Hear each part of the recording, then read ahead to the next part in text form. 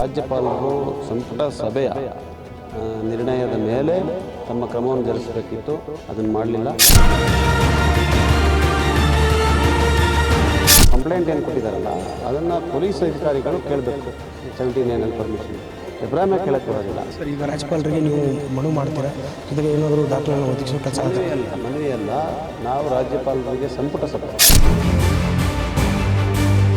CM ಸಿದ್ದರಾಮಯ್ಯವರ ವಿರುದ್ಧ show cause ನೀಡಿಸುವಂಥ ರಾಜ್ಯಪಾಲರ ವಿರುದ್ಧ ಇವತ್ತು ಸಚಿವ ಸಂಪುಟದಲ್ಲಿ ಆ ಒಂದು ವಿರೋಧವನ್ನು ವ್ಯಕ್ತಪಡಿಸುವ ನಿರ್ಧಾರವನ್ನು ತೆಗೆದುಕೊಂಡಿರೋದು. ಇದಕ್ಕೆ ಸಂಬಂಧಪಟ್ಟಂತೆ ಮಾತಾಡೋಣ ಜೊತೆ CM ಅವರ ಕಾನೂನು ಸಲಹೆಗಾರ ಪೊನ್ನಣ್ಣ ಸರ್ ಇದ್ದಾರೆ.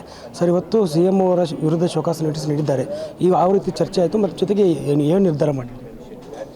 ಇವತ್ತು ಸಂಪುಟ ಸಭೆಯ ನಿರ್ಣಯ ಈಗಾಗಲೇ ಎಲ್ಲ ಮಾಧ್ಯಮದವರು ಕೊಟ್ಟಿದ್ದಾರೆ. ನಾನು ಕೂಡ ಅದನ್ನೇ ಓದಿ ಮೇಳಬೇಕಾಗುತ್ತೆ. ಸಂಪುಟ ಸಭೆ ನಿರ್ಣಯ ಏನು ಮಾಡಿದ್ದಾರೆ ಅಂತ ಹೇಳಿದ್ರೆ, ರಾಜ್ಯಪಾಲರು ಸಂಪುಟ ಸಭೆಯ ನಿರ್ಣಯದ ಮೇಲೆ ತಮ್ಮ ಕ್ರಮವನ್ನು ಜರುಗಿಸಬೇಕಿತ್ತು, ಅದನ್ನು ಮಾಡಲಿಲ್ಲ. ಅದರಿಂದ ತಕ್ಷಣವೇ ಈ ಶೋಕಾಸ್ ನೋಟಿಸನ್ನು ಹಿಂದಕ್ಕೆ ಪಡೀರಿ ಮತ್ತು TJ ಎಬ್ರಾಹಿಂ ಅವರು ನೀಡಿರುವಂಥ ಅಭಿಯೋಜನಕ್ಕೆ ಕೊಡಿ ಅಂತೇಳಿ ನೀಡಿರುವಂಥ ಅರ್ಜಿಯನ್ನು ತಿರಸ್ಕಾರ ಮಾಡಿ. ಸರ್, 163 ಅಡಿ ನೀವು ಏನು TJ ಎಬ್ರಾಹಿಂ ಅವರು ಒಂದು ದಾಖಲೆ ನೀಡಿದೆ, ಅದು ಕೋರ್ಟ್ಗೆ ಹೋಗಿಲ್ಲ ಅಂತ ಹೇಳಿದ್ರಿ. ಅಲ್ಲ, 163 ಆರ್ಟಿಕಲ್ 163 ರಾಜ್ಯಪಾಲರ ಮೇಲೆ ಇರುವಂಥ ಅವರ ಅಧಿಕಾರ ವ್ಯಾಪ್ತಿಯನ್ನು ಯಾವ ರೀತಿ ಚಲಾಯಿಸಬೇಕು ಅಂತ ಹೇಳುವಂಥದ್ದು ಆರ್ಟಿಕಲ್ 163 ಇದೆ. ಆದರೆ ಎಬ್ರಾಹಿಂ ಅವರು 17A ಕಂಪ್ಲೇಂಟ್ ಏನು ಕೊಟ್ಟಿದ್ದಾರಲ್ಲ ಅದನ್ನು ಪೊಲೀಸ್ ಅಧಿಕಾರಿಗಳು ಕೇಳಬೇಕು. 17A ಪರ್ಮಿಷನ್ ಎಬ್ರಾಹಿಮೇ ಕೇಳಕ್ಕೆ ಬರೋದಿಲ್ಲ. ಅದರಿಂದ ಇದನ್ನೆಲ್ಲ ಯಾವುದನ್ನು ಪರಿಗಣಿಸಲಿಲ್ಲ. ಇವತ್ತು ಮಧ್ಯಾಹ್ನ ಕೊಟ್ಟಿದ್ದಾರೆ, ಸಾಯಂಕಾಲ ಅಷ್ಟೊತ್ತಿಗೆ ಶೋಕಾಸ್ ನೋಟಿಸ್ ಕಳಿಸಿದ್ದಾರೆ. ರಾಜ್ಯಪಾಲರ ನಡೆ ಸಾಕಷ್ಟು ರಾಜಕೀಯ ಖಂಡಿತವಾಗಿ ರಾಜಕಾರಣನೇ ಇದು ಸಂವಿಧಾನಬದ್ಧವಾದಂಥ ನಡೆಯಲ್ಲ. ಅದರಿಂದ ಈ ರೀತಿಯಾದಂಥ ಸಲಹೆಯನ್ನು ಕೊಟ್ಟಿದ್ದಾರೆ. ಬಹುಶಃ ಅವರು ಅದನ್ನು ಸಲಹೆಯನ್ನು ಸ್ವೀಕಾರ ಮಾಡಿ ಕ್ರಮ ಜರುಗಿಸ್ತಾರೆ ಅಂತ ಹೇಳಿ ವಿಶ್ವಾಸ. ಮುಂದಿನ ಕಾನೂನು ಹೋರಾಟ ಹೇಗೆ ಇರುತ್ತೆ? ಎಲ್ಲ ನಮ್ಮ ರಾಜ್ಯಪಾಲರ ತೀರ್ಮಾನಗಳ ಮೇಲೆ ನಡೀತದೆ. ಸರ್, ಈಗ ರಾಜ್ಯಪಾಲರಿಗೆ ನೀವು ಮನವಿ ಮಾಡ್ತೀರಾ? ಜೊತೆಗೆ ಏನಾದರೂ ದಾಖಲೆಯನ್ನು ಒದಗಿಸುವ ಕೆಲಸ?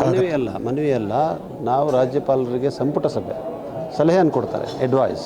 ಸಲಹೆಯ ಮೇಲೆ ಕ್ರಮವನ್ನು ರಾಜ್ಯಪಾಲರು ಜರುಗಿಸಬೇಕು. ಅದೇ ನಮ್ಮ ಸಂವಿಧಾನದಲ್ಲಿರುವಂಥ ಮೂಲ ಆಶಯಗಳು. ಅದರಿಂದ ಆ ರೀತಿಯಾದಂಥ ಕ್ರಮವನ್ನು ಅವ್ರು ಮಾಡ್ತಾರೆ ಅಂತ ಹೇಳೋ ವಿಶ್ವಾಸ ಇದೆ. ಸರ್, ಒಂದು ವೇಳೆ ಏನು ರಾಜ್ಯಪಾಲರು ಒಂದು ಶೋಕಾಸ್ ನೋಟಿಸ್ ಹಿಂಪಡೆದಿದ್ದರೆ ಮುಂದಿನ ನಿರ್ಧಾರಗಳು ಹೇಗೆ? ಅವ್ರೇನು ನಿರ್ಧಾರ ತಗೊಳ್ತಾರೆ ಅದ್ರ ಮೇಲೆ ತೀರ್ಮಾನ ಆಗುತ್ತೆ. ಅವರು ನಮ್ಮ ನಿರ್ಣಯದ ಮೇಲೆ ತಿರಸ್ಕಾರ ಮಾಡಿ ತೀರ್ಮಾನ ತಗೊಳ್ತಾರೋ ಅಲ್ಲ ಶೋಕಾಸ್ ನೋಟಿಸ್ ಮುಂದುವರಿಸ್ತಾರೋ ಇದೆಲ್ಲವನ್ನ ನಾವು ಪರಿಗಣಿಸಿದ್ರೆ ಮಾತ್ರ ಗೊತ್ತಾಗುತ್ತೆ. ಕಾಯ್ದು ನೋಡಬೇಕು. ಒಂದು ವಿಚಾರ, ಸಂವಿಧಾನದ ಕಗ್ಗೊಲೆ ಆಗ್ತಿದೆ ಅನ್ನೋಂಥ ಮಾತನ್ನು DK ಶಿವಕುಮಾರ್ ಸಾಹೇಬರು ಹೇಳಿದರು. ಅದಕ್ಕೆ ಸಂಬಂಧಪಟ್ಟಂತೆ ನಿಮ್ಮ ಮುಂದಿನ ಹೋರಾಟಗಳು ಹೇಗಿರುತ್ತೆ ಮತ್ತು ರಾಜ್ಯಪಾಲರಿಗೆ ಹೇಗೆ ಮನವರಿಕೆ ಮಾಡಿಕೊಡೋ ಕೆಲಸ ಮಾಡ್ತಾರೆ? ಅಲ್ಲ, ಮನವರಿಕೆ ಅಂತ ಹೇಳಿದ್ರೆ ರಾಜ್ಯಪಾಲರು ನಮ್ಮ ಸಂವಿಧಾನದ ಅಡಿಯಲ್ಲಿ ಅವರೇ ವ್ಯಕ್ತಿಗತ ನಿರ್ಧಾರಗಳು ತಗೊಳ್ಳೋಕ್ಕೆ ಸಾಧ್ಯ ಇಲ್ಲ. ಅವರು ನಮ್ಮ ಸಂಪುಟ ಸಭೆಯ ಸಲಹೆಗಳ ಮೇಲೆ ಮತ್ತು ಅವರ ಸಹಕಾರದಿಂದ ಕ್ರಮ ಜರುಗಿಸಬೇಕು. ಅದನ್ನು ಬಿಟ್ಟು ನಾನೇ ನಿರ್ಧಾರ ತಗೊಳ್ತೀನಿ, ನಾನೇ ಮುಂದಕ್ಕೆ ಹೋಗ್ತೀನಿ ಅಂತ ಹೇಳುವಂಥದ್ದು ಬಂದಾಗ ಅದಕ್ಕೆ ರಾಜಕೀಯ ಬಣ್ಣ ಅಂತ ಹೇಳಿ ಕಾಣ್ತದೆ. ಸಾಕಷ್ಟು ಚರ್ಚೆ ಆಗ್ತದೆ ಈ ಒಂದು ವಿಚಾರವನ್ನು. ಮುಂದೆ ಯಾವ ರೀತಿ ಈಗ ಏನು ಸರ್, ಈಗ ಏನು ಶೋಕಾಸ್ ನೋಟಿಸ್ ನೀಡಿದರೆ ಹಿಂಪಡಿಬೇಕಂತ ಒತ್ತಾಯ ಮಾಡ್ತಿದ್ರಿ. TJ ಎಬ್ರಾಹಿಂ RTI ಕಾರ್ಯಕರ್ತರು ಅವರ ಒಂದು ಏನು ರಾಜ್ಯಪಾಲರು ಡೈರೆಕ್ಟಾಗಿ ಕೊಡೋದಕ್ಕೆ ಬರಲ್ಲ ಅನ್ನೋ ವಿಚಾರ ಕೂಡ ಹೇಳಿದ್ರಿ. ಹೌದೌದು. ಈಗ ನೋಡಿ, TJ ಎಬ್ರಾಹಿಂ ಅವರು ಕಂಪ್ಲೇಂಟ್ ಕೊಟ್ಟಿದ್ದಾರೆ ಲೋಕಾಯುಕ್ತ ಪೊಲೀಸ್ನಲ್ಲಿ. ಲೋಕಾಯುಕ್ತ ಪೊಲೀಸ್ನವರು ಅದರ ಮೇಲೆ ಕ್ರಮ ಜರುಗಿಸಬೇಕು. ಅವರು ಸ್ಯಾಂಕ್ಷನನ್ನು ಅಪ್ರೂವಲನ್ನು ಕೇಳಬೇಕು. ಇವರಲ್ಲಿ ಕಂಪ್ಲೇಂಟ್ ಕೊಟ್ಟಿಲ್ಲಿ ನೇರವಾಗಿ ಬರುವಂಥದ್ದು ಪ್ರಶ್ನೆ ಬರುತ್ತೆ. ಇದಿಷ್ಟು ಕಾನೂನು ಸಲಹೆಗಾರಂಥ ಪೊನ್ನಣ್ಣ ಅವರ ಮಾತು. ಏನು ಲೋಕಾಯುಕ್ತ ದೂರ ನೀಡಬಹುದು, ಲೋಕಾಯುಕ್ತ ಅಧಿಕಾರಿಗಳು SP ಗಳಿಗೆ ಕೇಳಬಹುದು, ಆದರೆ ರಾಜ್ಯಪಾಲರಿಗೆ ಏನು ಈ ಒಂದು ದೂರನ ನೀಡೋಕ್ಕೆ ಬರೋದಿಲ್ಲ. ಹೀಗಾಗಿ ಈ ಒಂದು ದೂರ ನೀಡುವುದೇ ಏನು ಸಾಕಷ್ಟು ರಾಜಕೀಯ ಪ್ರೇರಿತವಾಗಿದೆ ಅನ್ನುವಂಥ ಮಾತನ್ನು ಹೇಳ್ತಾ ಇರುವಂಥದ್ದು. ಕ್ಯಾಮ್ರಾ ಪರ್ಸನ್ ಯುವರಾಜ್ ಜೊತೆ ದುರ್ಗೇಶ್ ನಾಯಕ, guarantee news, Bengaluru. Guarantee news, ಸುದ್ದಿ ಖಚಿತ, ನ್ಯಾಯ ನಿಶ್ಚಿತ.